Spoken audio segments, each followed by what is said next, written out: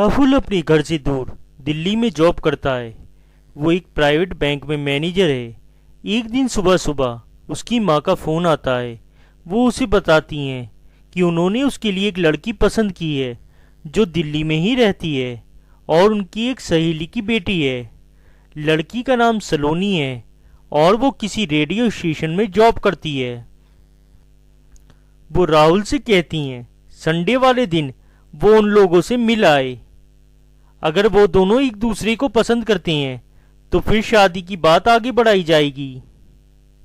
राहुल की माँ लड़की का एड्रेस उसे व्हाट्सएप कर देती हैं।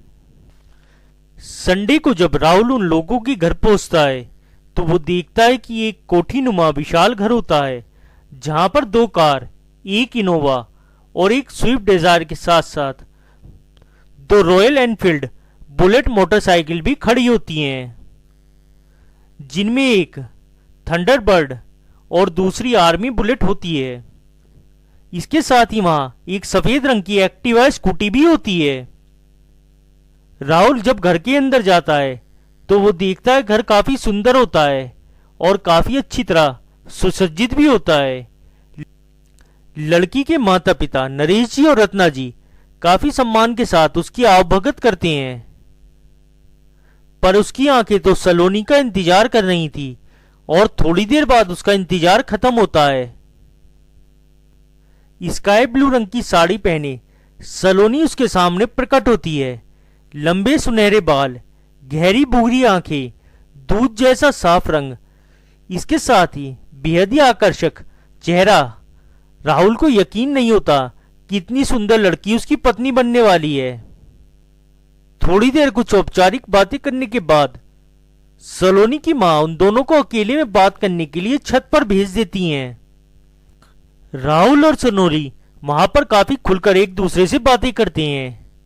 दोनों की पसंद काफी ज्यादा मिलती हैं और थोड़ी देर में ही दोनों को एहसास हो जाता है कि जैसे वो एक दूसरे के लिए ही बने हैं। उसके बाद वो काफी देर तक बातें करते रहते हैं। फिर लगभग 1 घंटा बाद सलोनी की छोटी बहन निशा आती है और कहती है कुछ बातें शादी के बाद के लिए भी बचा कर रख लो या सारी बातें आज ही करनी है।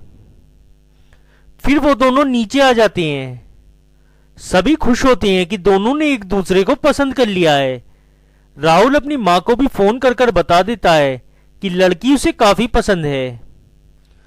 उसके बाद वो लोग डिनर करते हैं और डिनर करने के बाद राहुल जब अपने घर जाने लगता है तो सलोनी उसे गेट तक छोड़ने आती है।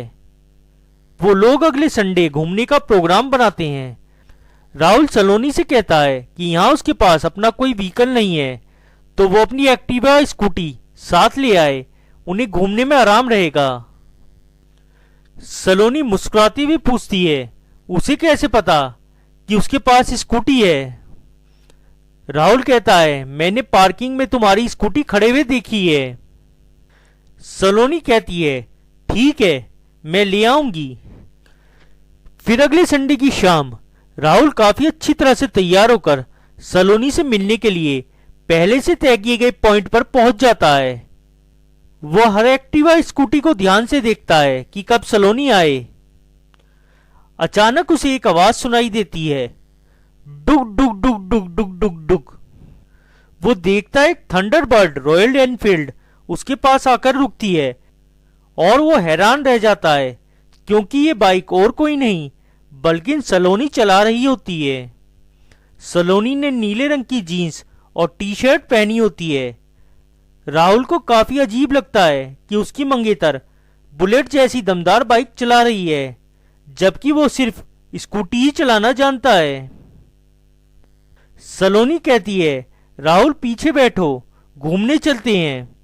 राहुल को काफी शर्म लगती है पर वो पीछे वाली सीट पर बैठ जाता है। कुछ आवारा लड़के जो उन्हें कुछ दूर से देख रहे थे यह सीन देख हूटिंग करना शुरू कर देते हैं, पर सलोनी डरती नहीं और तेजी से बाइक चलाती हुई इनके पास पहुंच जाती है। उन लोगों को अपनी तरफ आता देख वो सभी लड़के वहां से भाग जाते हैं। सलोनी का कॉन्फिडेंस देख राहुल भी हैरान रह जाता है और वो उसकी तारीफ करता है।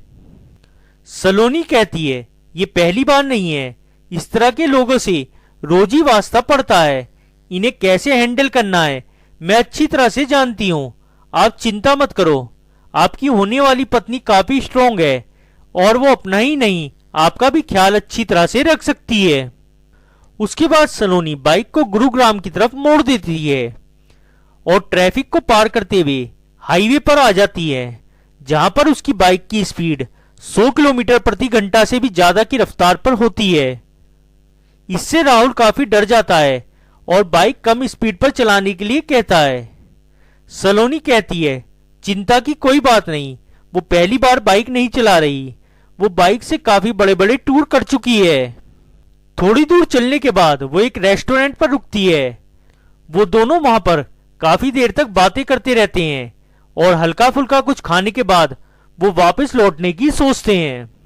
सलोनी राहुल से कहती है अगर वो चाहे तो वापसी में वो बाइक चला सकता है, पर राहुल को बाइक चलानी नहीं आती थी और वो ये बात बिना किसी संकोच या शर्म के सलोनी को बता देता है और कहता है तुम बुलेट क्वीन हो।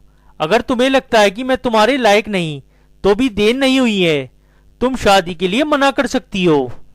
सलोनी मुस्कुराती हुई कहती है अरे मेरे होने वाले पति देव, मैंने सिर्फ तुमसे प्यार किया है और मैं शादी भी सिर्फ तुमसे ही करूंगी। और रही बात बाइक चलाने की तो सिर्फ 3 दिन में ही मैं तुम्हें एक्सपर्ट बना दूंगी। राहुल हंसते हुए कहता है जब मेरे पास ऐसी जबरदस्त बाइक राइडर वाइफ है तो मुझे बाइक चलाने की क्या जरूरत। फिर वो दोनों घर की ओर वापस चल देते हैं।